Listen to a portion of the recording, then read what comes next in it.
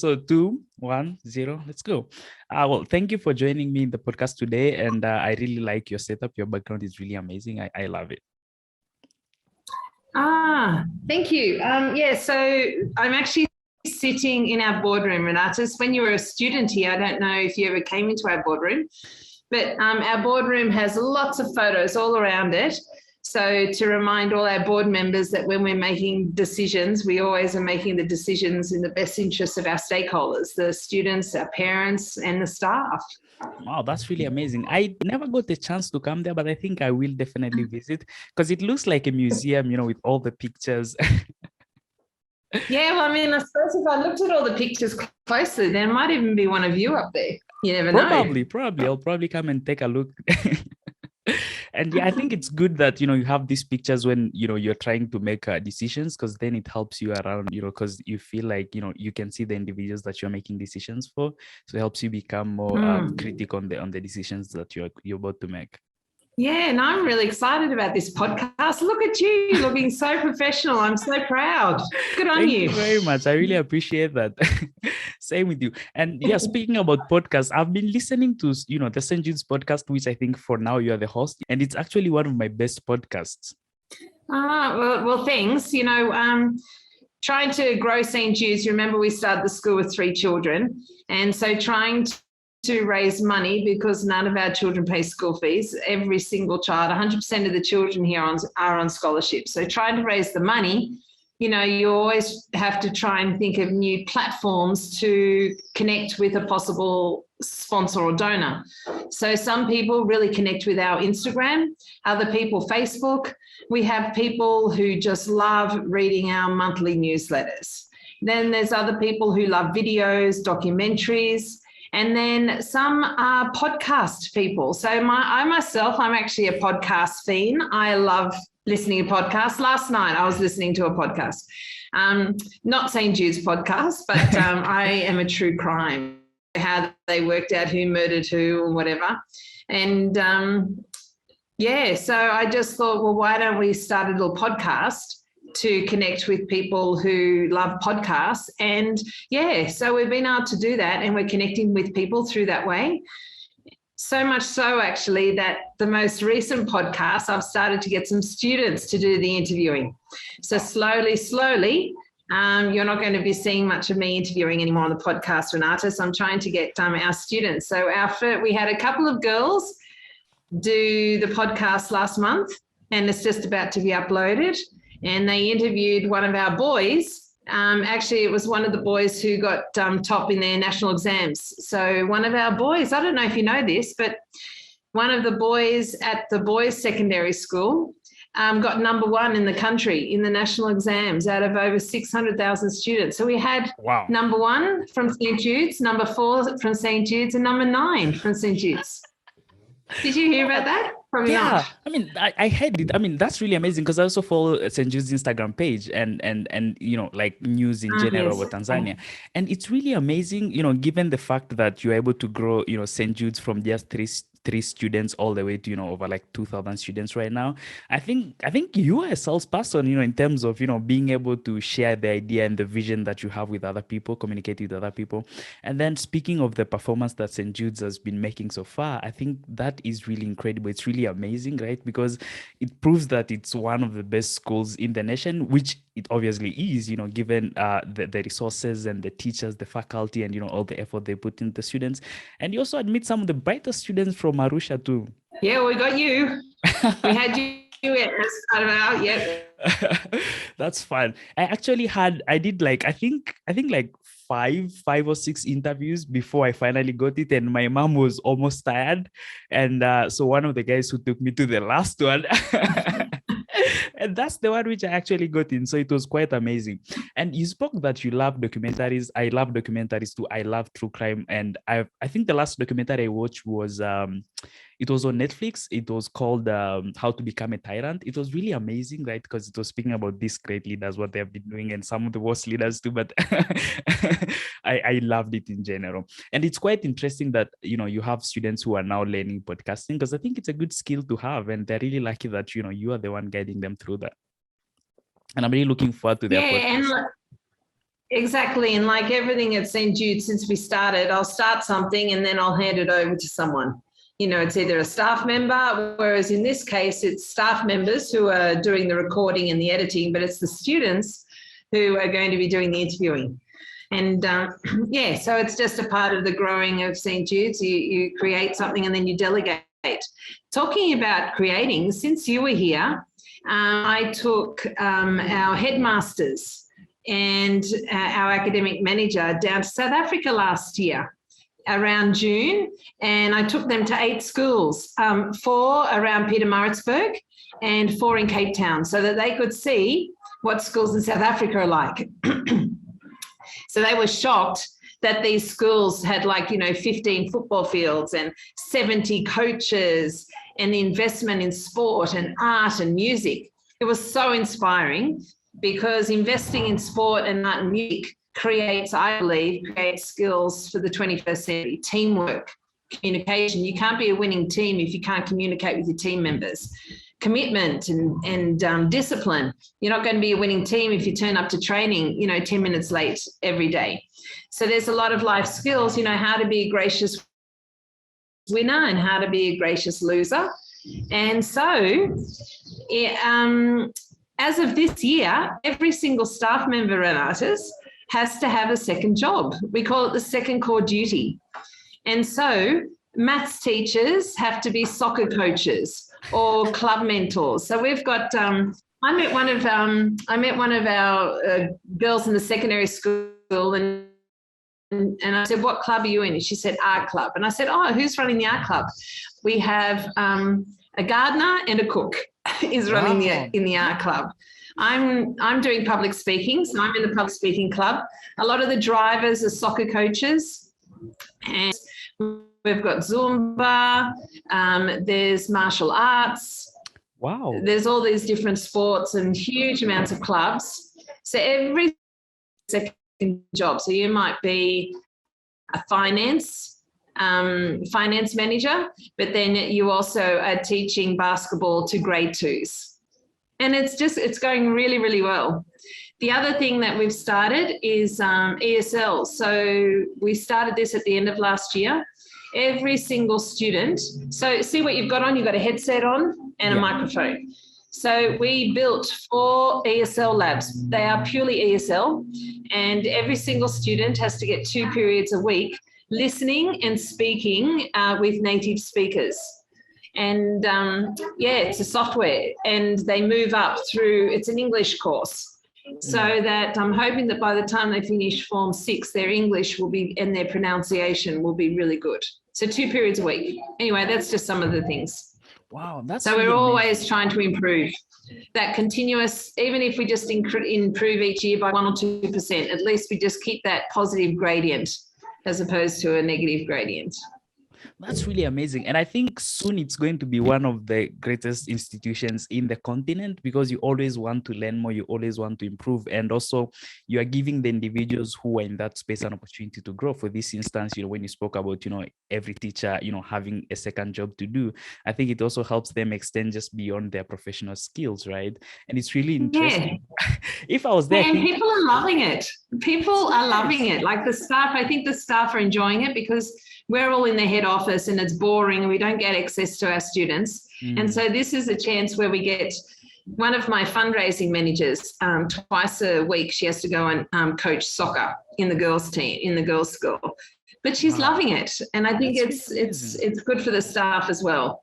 Yeah, that's true. It's really great. It's really great. And so you spoke about, going to South Africa and, visiting all these schools and education and sports.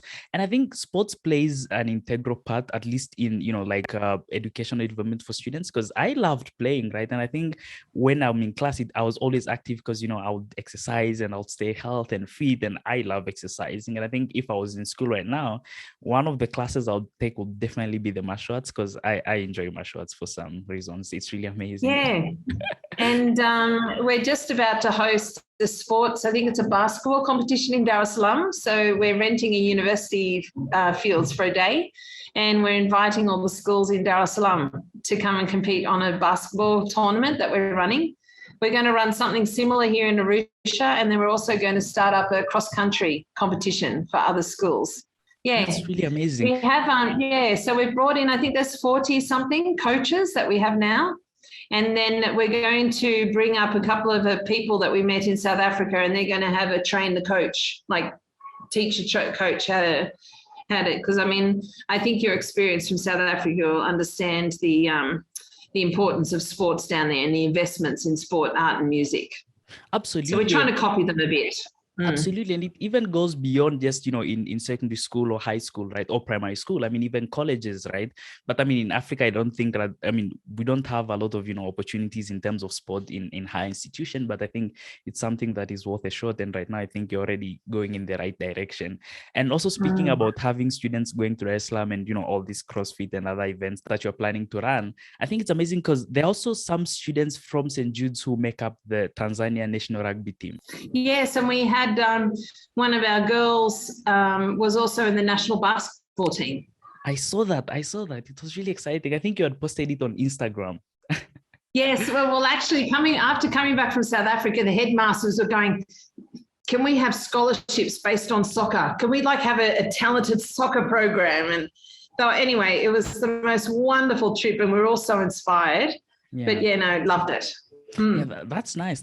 And I think speaking about trips, St. Jude also has a program in which students usually visit national parks, right? And it's quite amazing. And I think you also had a quite good experience visiting national parks in Tanzania. Yes. So, and what are you alluding to?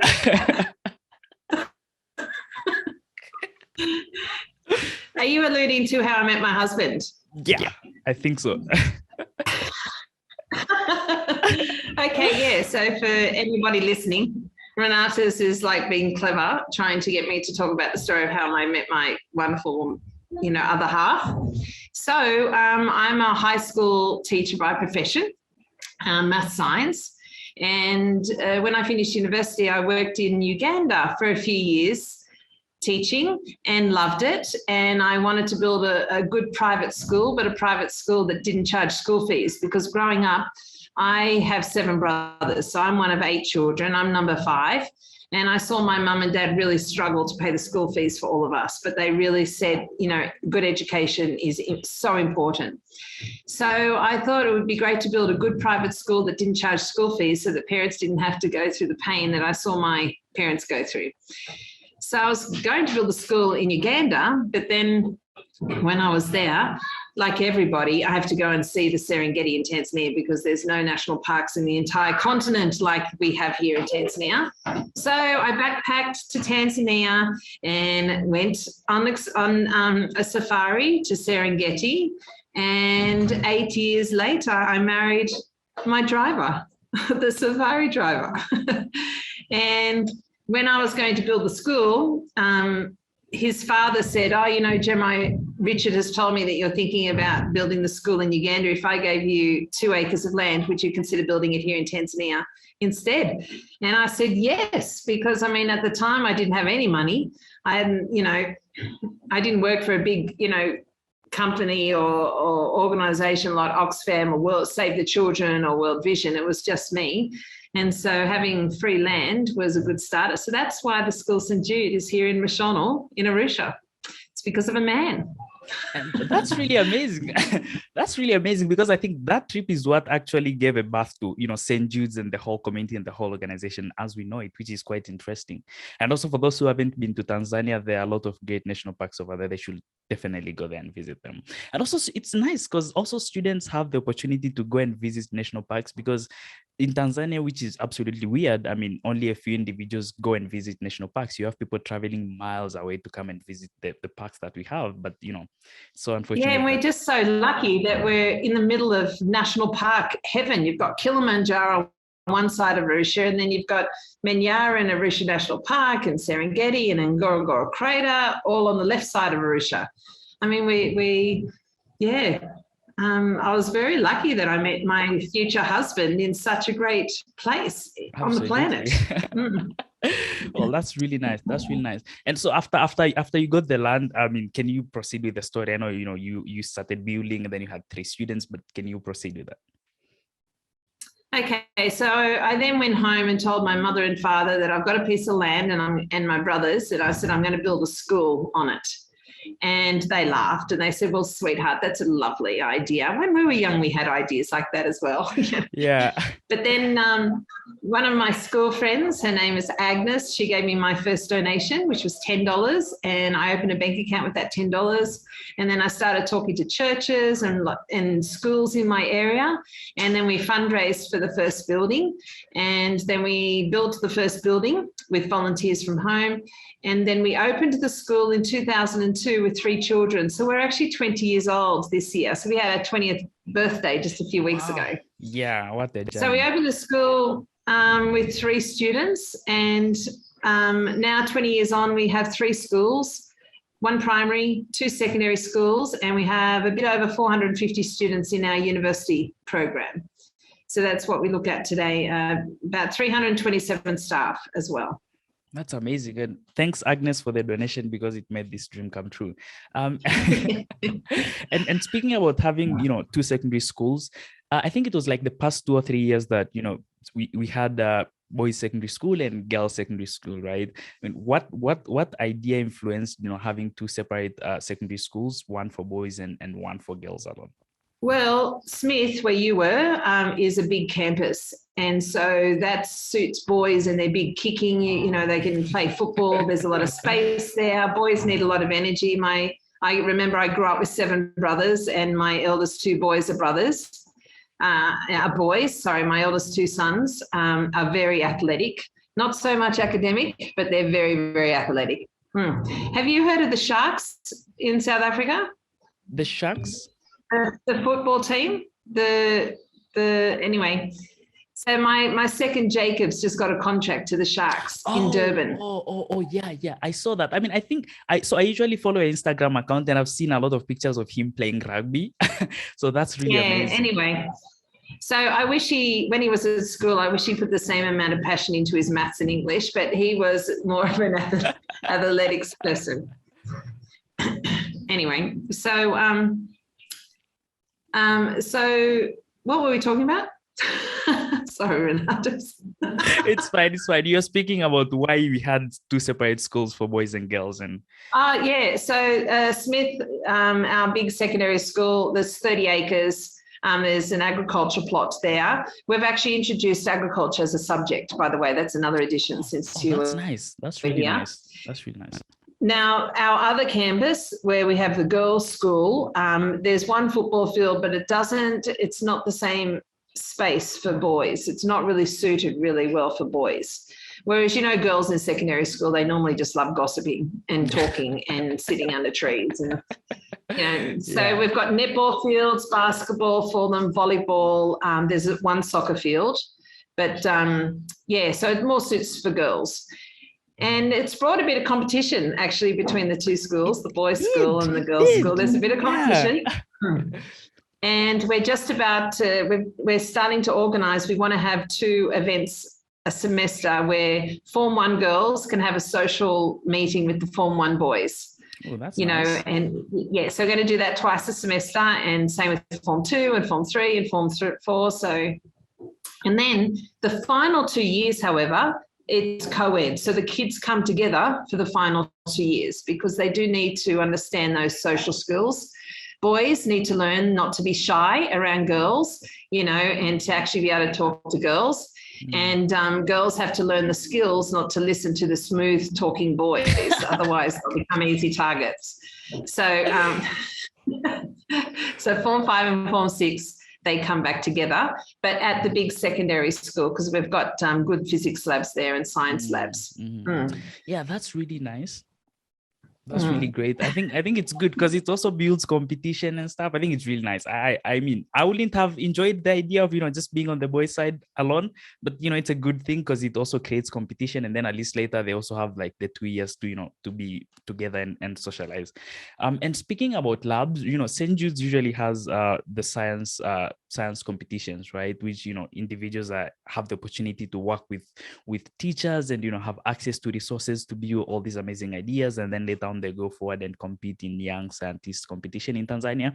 And we've actually had among the students who were the first in the competition in Tanzania, we had I think it was Eric Simon and Prosper Gaspar from St Jude's, and they're the first one. You also had Liston Innocent, who was also the first one in the competition. So I think I like how St Jude is also, you know, trying to let students feed into the curiosity, because then, you know, most schools don't have such opportunities. And I think it's really nice that St Jude's gives students that opportunity to explore what they're passionate about in the science field, because we can't argue the fact that, you know, the world is moving towards science, and it's good to give, you know, young people an opportunity to also grow in that field. And I think St Jude has been doing quite a great work in that.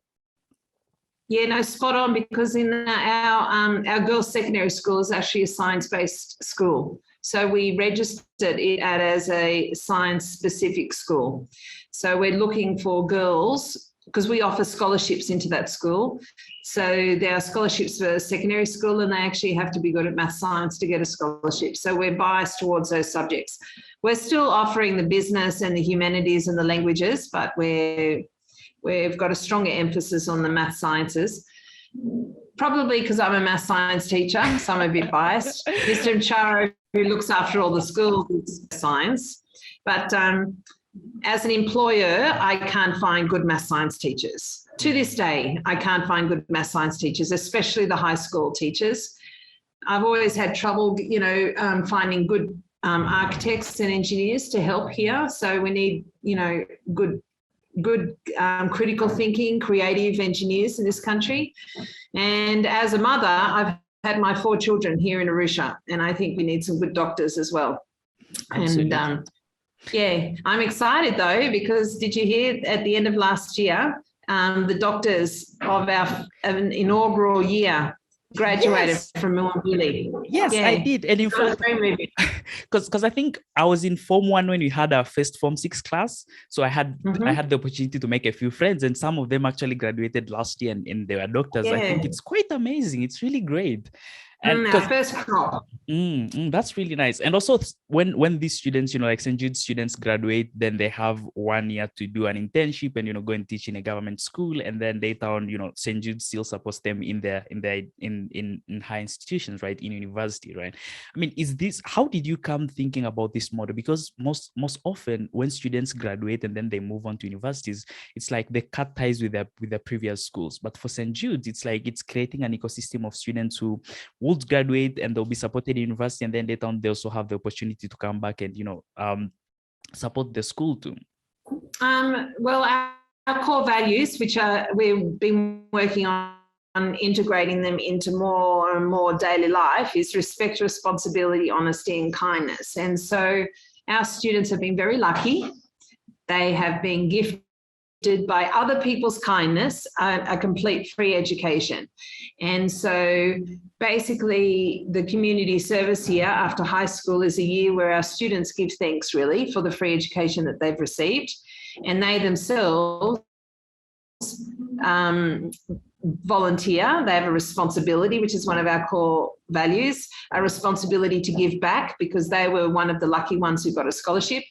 To be kind, which is another core value, to people outside the school. And so at the moment, for example, the students who finished high school last year are currently doing their service here in 32 secondary schools, teaching mainly sciences, but some in business and English as well. But mainly most of them are teaching math sciences. They do that community service. Now, that's a give back here, but I also believe it makes stronger. It gives them a reality check of what real life looks like as an employee. And I think it makes them more prepared and tougher and independent, ready for the tertiary stage. Yeah. So then they go. But even if they don't go through our Beyond St. Jude's program, they're still a part of our alumni. And our alumni association, I think it's really, really important. So we have staff here in the school who manage our alumni association. So our old boys and old girls, trying to keep contact with them. That's really nice. That's really nice. And I think we also usually have alumni reunions, which are really great, because then alumni get the opportunity to meet with each other, because, you know, it's been quite some times, and when everyone leaves, then it becomes a challenge. Yes, because I keep telling the people in our alumni department, when you have a party, it's got to be good. It's got to have good food and good drink, and there's got to be lots of, fun. Otherwise, people aren't going to come. So if the alumni reunions don't get a good reputation as having good food and drink, then slowly people will stop coming. But so we've got to have a good reputation. I think ex-students like the alumni. Have you been to any of our reunions? Not yet. I actually missed one. I think I was outside and I really wanted to be there. Next time you're in the country, Renatus, that'd be absolutely, good. Absolutely. I'll have to travel back for that matter. Yeah, I think it's good that we have St Jude students who go and give back to other schools in the local community, right? Government schools, which is quite amazing. And so, what has the experience been like working with the government of Tanzania? Because you came from Australia and then you started St Jude's in Tanzania. So, what has that experience been like for you? It was a real learning curve. I'd say the first 5 years was a real learning curve, but now I've been here for 20 years, I'm used to it. But we have really good relationships with the government here, which is great, especially our local government. Because in fact, all of our students, the 2,000 plus kids, when you include all of our kids at university, all came from government schools. So in fact, we are helping the government to do their job, because if it wasn't St Jude's, all of these students would have to be back in the government school system. You have students from Tanzania who learn in Swahili from grade 1 to grade 7. And then when they move to secondary school, everything changes. And all of a sudden, they're learning everything in English, which is quite a challenge. And I think that's why you have programs such as English as a second language, which helps immerse students who have been, who have joined St. Jude's from government schools and make their learning process easy, which is really nice. And I think it's good that, the whole institution is run with English. But what did you think about EAC? I think they said that they officially accepted Swahili as an official language to be used in the African Union. So what did you take on that? I think it's wonderful, but in the end, English, if you have English, you've just quadrupled your pay packet. And that fact isn't going to change, because the rest of the world really communicates internationally by using English in most cases. And the other thing that our students need to learn better is their typing. What's your typing like, Renatus? Is it like this? Oh, no.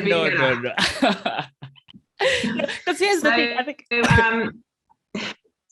So we've actually got typing as a subject now, and it's on all the kids' school reports.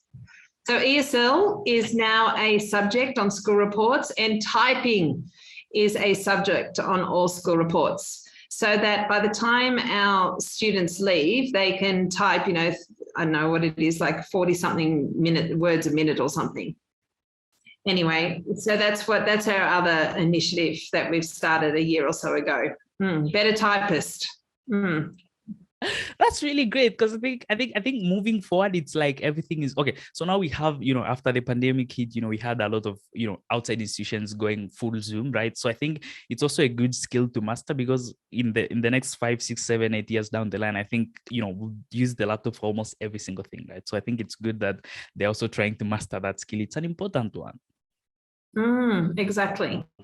So English is important, typing is important. They're now, ESL, they're now official subjects, as I said, on the school reports. And also we're looking at investing in an entrepreneurial type program, or partnering with an organisation so that we can introduce that. I've just got to find a good organisation to partner with. So that's also an investigation that we're doing. Anyway, it's just that constant trying to improve, that continuous improvement, 1% each year. Wow, that's really a nice one. I am very passionate about entrepreneurship, very passionate about it. And I think I'll also sometimes... Really? I couldn't tell. Who would ever know? I am really, really passionate about entrepreneurship because I think for me it's an opportunity to be able to solve problems, right? I think it gives you the eyes of being able to see opportunities where others can't, where they just see problems. And it's quite a good thing actually. And I think it's good that you're also evolving into that direction too, creating the generation of next entrepreneurs. It's amazing. And like I think also the experience probably we got from African Leadership Academy was amazing in terms of the entrepreneurial mindset. And that's quite amazing that students also have the opportunity to have access to such knowledge and skills. Yeah, well, I mean, we need it for the rest of our life. I think a lot of our students will be going into their own businesses or creating their own businesses at some point. So it's very important. Absolutely. And it's good how you keep on improving St. Jude's, you keep on bringing new programs that will help these individuals grow and become competent and have an opportunity to compete in the marketplace in Tanzania. And I think that's quite nice, and they really have a huge competitive edge in that. I think staff bring really good ideas and students bring really good ideas. So I think the staff are going online. Ooh, from 8:30, because we have there's over 1,000 computers now across the schools, and at 8:30, wow. The internet. Everyone is on. We are the biggest consumer of internet in this part of Tanzania. We've been openly told by the internet providers that we're the biggest consumer in this part of the country. And it's still not enough. Even this year, we increased the budget for internet. It's still not enough to cope with all the demands. Well, that's why we need entrepreneurs, right? Yes, exactly. What role does religion play to your life? Massive role. I don't think I could have survived. I think I would have packed up and gone home within 2 years of trying to get St. Jude's off the ground if it hadn't been for my religion. So I find that if I go to Mass, the following week is a bit easier. I find I have a bit more clarity in decision making.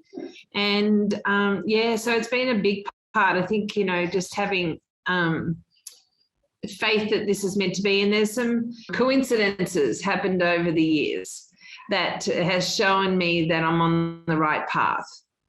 And also too, whenever anything happens that's not very good, Renatus, I always look back and go, I'm really actually happy it happened, because we've now got procedures in place because of that obstacle or learning lesson, or we've got better staff because of it, or we've created a new department or procedure or process so that problem doesn't happen again, or we've put extra checks and controls into our systems.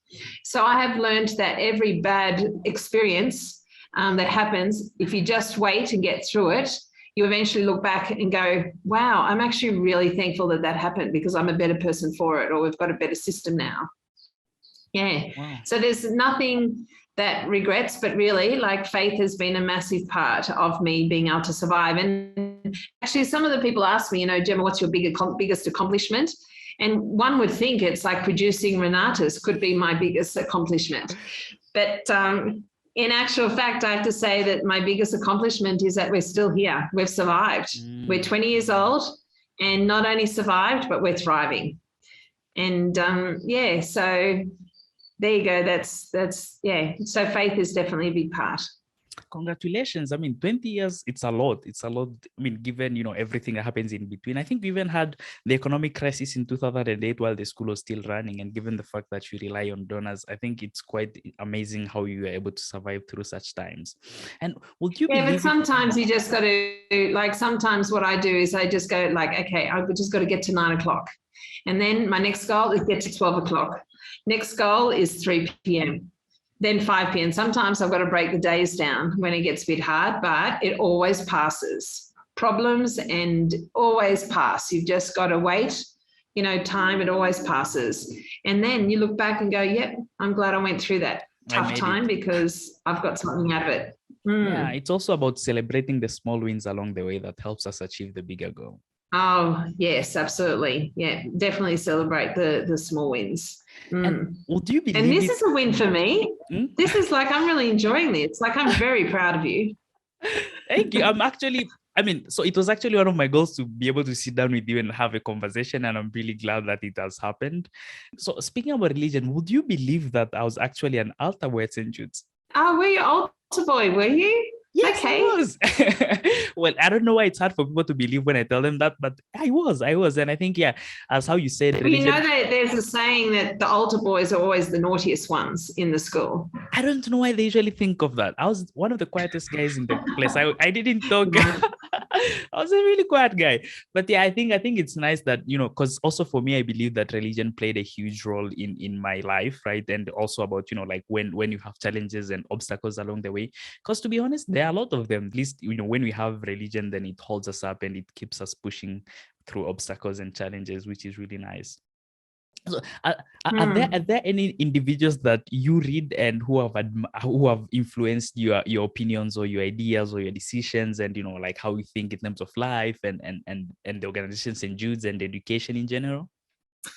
Yeah, I've got some boards. We actually have 6 boards connected to St Jude. So we've got 3 school boards. And there are individuals on each of those school boards that are really helpful with decision making. And then I've got the big charity board in Australia, because over 90% of our income comes from Australian donors. So we've got our charity board in Australia, and I learn a lot from those board members. They are incredible people. And we've also got a board in America as well, and a similar charity board, and good people that have great ideas. And then we have the board here in Tanzania that oversees the entire project. And I find that it doesn't matter what problem you have, when you put some brains together. There's that saying, when you share a problem, it halves a problem. And I have a management team here. I've got 8 managers, which is probably also something that has been created since you were here. So I've got 8 managers, and a finance manager, fundraising manager, tertiary manager, academic manager, anyway, HR manager. And if there is a problem and I put it on the table between those 8 managers, we always solve it. There hasn't been a problem that we haven't been able to get through with when we put our heads together. So I actually really admire my managers and my board members a lot. Wow, that's really nice. I think you also look like someone who likes learning and taking advice a lot, and then, you know, trying to figure out the final decision after, you know, you have consolidated a lot of people and taken their advice, and then seeing what. Yeah. Well, that's saying, you know, problem shared is a problem halved. It's true. But when you've got 8 managers, it's like a problem shared is like, you know, 1/8 of a problem then. Well, that's really nice. That's really amazing. Because I think it's also a huge institution, right? So I think it will make you crazy running all of it alone and making all the decisions and trying to solve all the problems. It would be impossible. Absolutely impossible. Yeah. No way. How do you usually feel when, you know, you see some of students and staff who have gone through St. Jude's, and then later on you look at their life and, you know, they're happy, they're excited, and they've grown? How does it make you feel? Well, I'm actually in the office so much, I barely get out to see the students. So, you know, I'm actually a bit of a hermit, and I don't really get out, and then I'm at home. So, because it's very hard to be a working mother, yeah. However, when I do get the moments like this, it's very proud. I'm very proud. You also seem like a family person. You really enjoy being around your family, around your kids, your husband. I think it makes you feel happy, and you really enjoy that a lot. And I think it also helps you, like, in terms of your overall life quality. Yeah, well, I'm really lucky. I'm married a really good man, and after what we've been married for over 20 years now, and he's still a good bloke. I still like him. Like, I'm really blessed. You know, and you know, our kids are healthy and we're all going okay. So we've got lots to be thankful for. That's really nice. That's really amazing. It's beautiful. What advice do you have to, you know, students going to St. Jude's, students going outside St. Jude's, and, you know, young people in general? Follow your passion. Don't, like, some people follow the money. They go, if I become a, you know, engineer or doctor, I'll make money. No. You know, you don't want to be stuck in a job that you don't enjoy. So find out what you love doing and try and work out a way to, you know, make a living from it. Because if you love what you're doing, you're going to be happy going to work every single day, and the money will come because you'll become really good at that job because you love it. If you're not good, if you don't love your job, you're not going to be good at it, and the money won't come, and you'll be miserable for the rest of your life. So follow your passion, follow what you love, whether it's art or sport or music or statistics, yuck. But, you know, follow whatever, you know, whatever you love, and you know, you'll be a happy person for the rest of your life. Wow, that's really nice. Because I think most often we are really scared to follow our dreams and our passions, right? Because then we also try and calculate all these other things and how they're going to turn out, right? Probably what other people going to think about, you know, our family, and, you know, like, how is the money like? Because I think that's a factor that a lot of people consider when they're trying to follow their passion. But yeah, I think it's really nice for individuals to follow their passion and do what they want to do, because at the end of the day, it's something that you'll be doing for every single day. It's like, that's the thing, wake up, go to, and then go to bed, come back to it again. Yeah, well, you know, coming over here was a big leap of faith for me. I basically sold my car, paid off my bank loans back in Australia, and I bought it, and I had $200 left over. So when I arrived in Tanzania, I had $200 in my that was my entire savings. And but to this day, I love what I'm doing. And and the fact that I love what I'm doing has helped me to get through all the bad times over the last 20 years. But I still love what I'm doing, which is why we're constantly trying to think of more things that we can improve on. If I didn't enjoy what I was doing, I wouldn't be bothered with trying to improve. Yeah, because according to your story, it's like every single day you're trying to find how you can improve and become better. And I think it's also making your life, you know, a good one in general. And, you know, you are excited, you are happy, and you're enjoying every single time of it. Because I think I can also tell from your face that, you know, you're excited on what you're doing every day, because you're almost going into work and yet you're here smiling and, you know, having a happy face. Thanks, Renatus. And thank you for having this. It's been an interesting conversation. Congratulations. So you've got to keep in touch. Like every couple of years, just send me an email and say, this is what I'm doing. Oh, it's old. And, you know, okay, so thank you so much. Have a good day. To keep in touch, okay?